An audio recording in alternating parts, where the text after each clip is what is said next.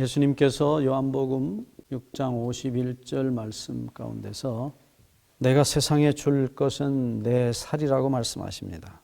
세상의 생명을 위해서 내 살을 나눠주겠다고 말씀하셨어요.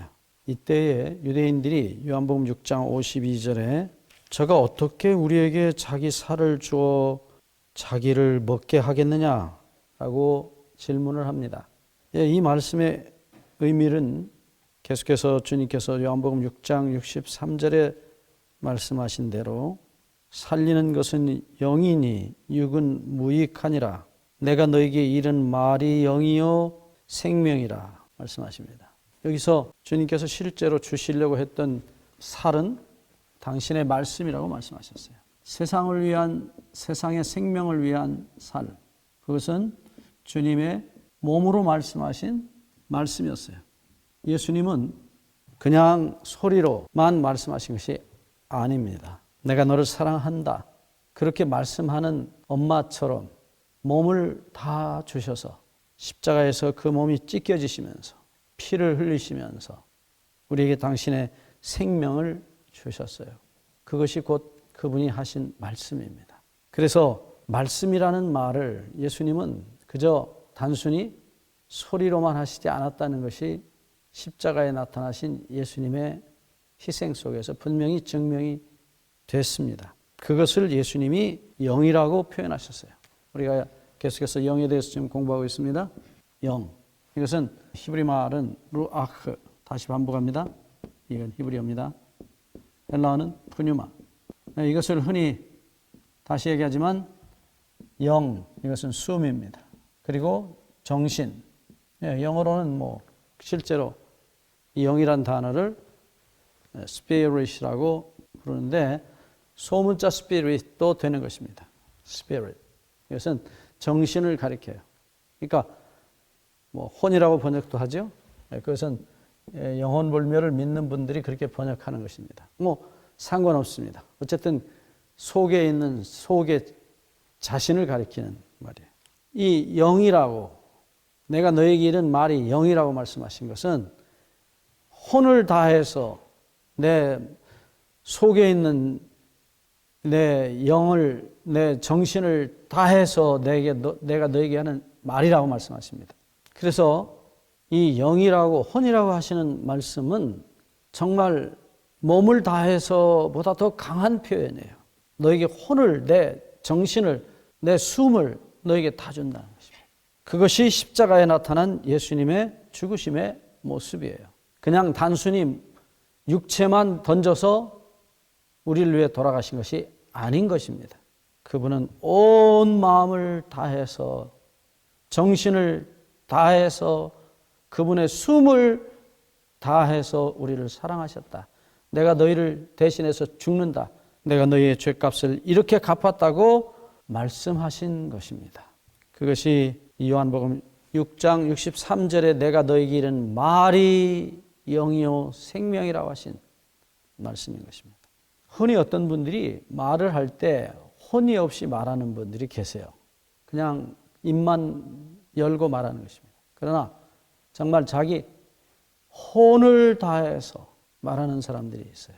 좀 그런 사람들의 말은 대단히 힘이 있습니다. 윈스턴 처칠이 독일의 공격을 받을 때에 제2차 세계대전 당시에 영국 국민들 앞에 했던 유명한 연설이 있어요. 그것은 여러분의 피와 땀과 눈물을 이 국가는 영국은 원합니다. 여러분 그 윈스턴 처칠의 그 혼을 다한 자기 목숨과 생명을 다한 그 한마디의 말에 영국이 분기해서 일어나서 제2차 세계대전을 이겨냅니다. 정말 그렇습니다. 주님께서는 그렇게 우리에게 말씀하셨어요. 자기의 숨을 다해서 영을 다해서 혼을 다해서 말씀하신 거죠. 그 말씀이 성경이라고 성경은 기록하고 있습니다. 디모데후서 3장 16절 말씀을 보시면 요한복음 3장 16절과 더불어 이 성령에 관한 중요한 한 복음이라고 저는 늘 얘기합니다. 여기 요한복음 3장 16절과 더불어서 디모데후서 3장 16절은 모든 성경은 하나님의 감동으로 된 것으로 여기 감동으로 됐다는 요 말의 헬라어는 성령의 숨을 불어 넣어진 바 된 것이라. 그런 말이에요. 그래서 하나님의 숨이 불어 넣어진 바 되었다. 하나님의 생명이, 하나님의 이 혼이 불어넣어진 바 된 것이다. 이것은 정말 하나님께서 얼마나 간절한 마음으로 우리에게 말씀하셨는지를 말하고 있어요. 그분의 정말 마음을 다하고 목숨을 다하고 뜻을 다한 우리를 향한 사랑의 숨이 이 성경 말씀 속에 들어있다 하는 말씀이에요.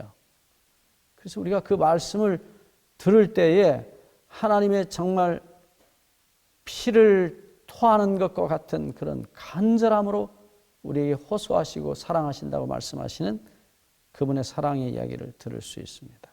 그래서 성경은 하나님의 숨의 저장고라고 흔히 불립니다. 그래서 우리가 하나님의 숨을 들이마시기를 원하면 성경으로 가서 하나님께서 우리에게 말씀하시는 말씀 속에서 우리에게 내뿜으시는 그분의 사랑의 숨을 들이마시고 그분의 생명의 숨을, 그분의 모든 것을 혼을 다하셔서 우리에게 말씀하시는 그분의 소리를, 그분의 숨을 마실 수 있습니다.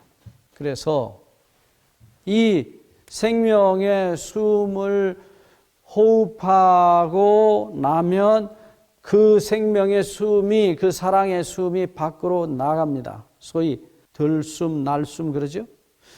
들이마시는 들숨이 있으면 반드시 나가는 날숨이 있어요. 그것이 뭐냐면 기도입니다.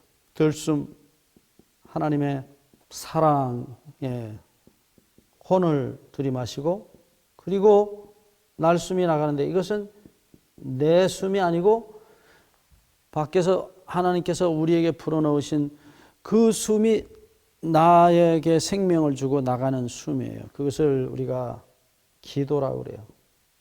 기도.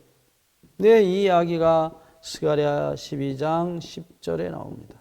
우리 성경은 은혜와 은총과 간구하는 성령이라고 나와 있어요. 여기서 이 은총이란 단어와 간구란 단어가 본래 히브리 말이 형제간 말이에요. 은총은 헨이라는 단어입니다. 여긴 딱하눈이란다. 딱하눈. 이게 형제의 말이에요. 우리 말은 전혀 말이 다르지만 영어도 그렇죠.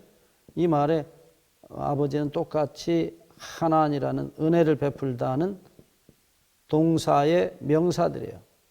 은총.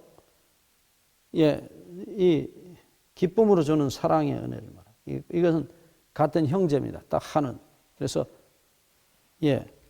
흔히 기도를 우리가 표현할 때에 그래서 은총의 메아리라고 그래요. 사랑에 대한 메아리.